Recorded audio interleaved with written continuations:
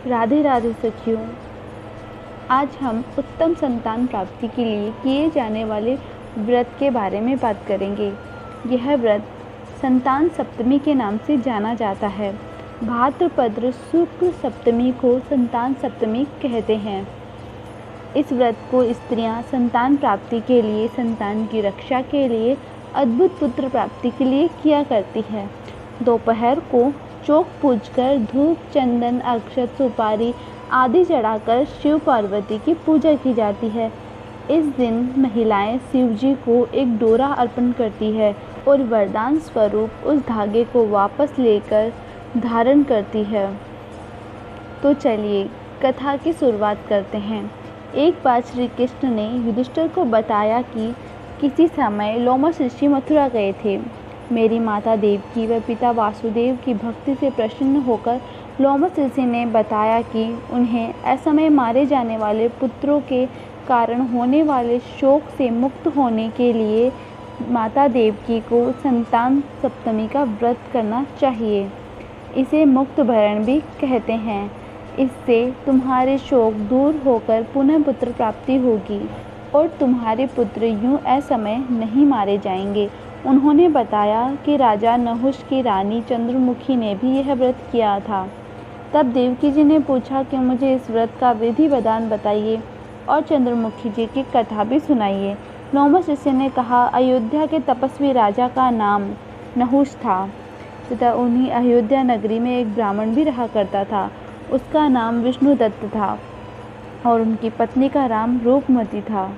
रानी चंद्रमुखी का रूपमती से विशेष स्नेह था। एक दिन दोनों सखियां सरयू नदी के किनारे स्नान करने गई। वहां नगर की अन्य स्त्रियां भी स्नान कर रही थी। वे मंडल बनाकर शिव पार्वती जी की मूर्ति बनाकर विधि विधान पूर्वक शिव पार्वती की पूजा कर रही थी। पूजा में शिव जी से डोरा लेकर बांधकर संकल्प किया कि वे उम्र भर इस व्रत का पालन करेगी। दोनों सखियों के पूछने पर उन स्त्रियों ने बताया कि विधि विधान पूर्वक पूजा करने पर यह व्रत संतान प्राप्ति और पुत्र प्राप्ति के लिए किया जाता है। इसे मुक्त भरण व्रत भी कहते हैं। दोनों सखियों ने बताई गई विधि से मंडल बनाकर मिट्टी के शिव पार्वती बनाकर पूजा की और डोरा बांधकर जीवन भर व्रत करने का संकल्प किया, किंतु घर आकर संकल्प को भूल गई। परिणाम स्वरूप मृत्यु के पश्चात रानी वानरी और रूपमती मुर्गी बनकर पैदा हुई। कालांतर में पशु योनि भुगत कर पुनः मनुष्य योनि में पैदा हुई। चंद्रमुखी राजा पृथ्वीनाथ की पत्नी बनी और रूपमती एक ब्राह्मण परिवार में जन्म लिया। रानी का नाम ईश्वरी था तथा ब्राह्मण की पुत्री का नाम भूषणा था और भूषणा का विवाह राजपुरोहित अग्निमुख के साथ हुआ। इस जन्म में भी दोनों की बड़ी ही प्रीत थी। भूषणा को इस जन्म में पूर्व जन्म में किया हुआ संकल्प याद आया और वह विवाह उपरांत यह व्रत करने लगी।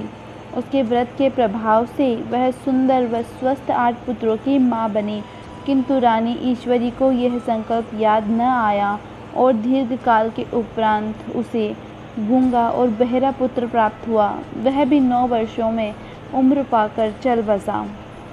रानी के पुत्र का शोक प्रकट करने के लिए भूषणा महल में गई और रानी से मिली। उसे देखकर रानी की ईर्ष्या की अग्नि जल उठी। रानी ने मन को बहुत समझाया, किंतु मन था कि माना ही नहीं। अंत में उसने भूषणा के पुत्रों को भोजन के लिए आमंत्रित किया और भोजन में जहर मिलाकर खिला दिया, किंतु व्रत के प्रभाव से बच्चों का सिर तक दर्द न हुआ। अब तो रानी की जलन जैसे दुगनी हो गई। उसने नौकरों को आदेश दिया कि इन्हें यमुना जल में डुबोकर मार डालो। नौकरों ने प्रयास किया, मगर इस बार भी बच्चे बच गए। तब क्रोधित रानी ने बच्चों को जल्लादों के हवाले कर दिया और कहा कि इन्हें मार डालो। जल्लादों ने आज्ञा का पालन किया और बार बार प्रयास किया, किंतु हर बार प्रयास करने पर बच्चे बच जाते। इस समाचार के ज्ञात होते ही अपने क्रोध और ईर्ष्या को भूलकर रानी अचरज में पड़ गई। उसने भूषणा को बुलाया और सच सच बात बता दी और इस जादू का कारण पूछा। तुमने कामण किया, जंतर किया या मंतर किया, तप करा या व्रत करा, मुझे सब बात कह सुनाओ कि तुमने क्या किया। भूषणा ने पूर्व जन्म का वृतांत बताते हुए पूछा कि क्या तुम्हें कुछ भी याद नहीं। रानी को कुछ याद न आया। तब भूषणा ने रानी से कहा, तुम अयोध्या नरेश नहुष की रानी चंद्रमुखी थी और मैं कुलीन ब्राह्मण की पत्नी रूपमती।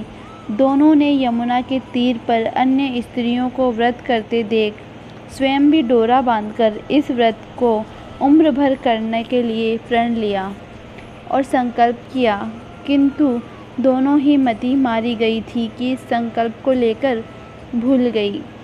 फलस्वरूप पशु योनि में जन्म लेते मरते हुए पुनः मनुष्य योनि में जन्म हुआ है। तुमको अपना संकल्प याद न आया, किंतु भाग्यवश मुझे याद आ गया और मैं विधि विधान से यह व्रत करने लगी।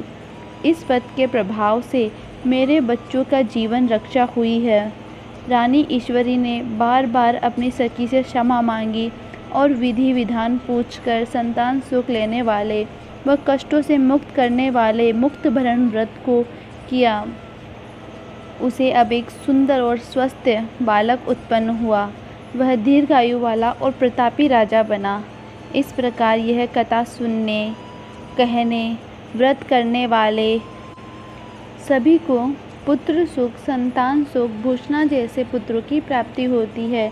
रानी ईश्वरी जैसा दुख कोई ना पावे। राधे राधे।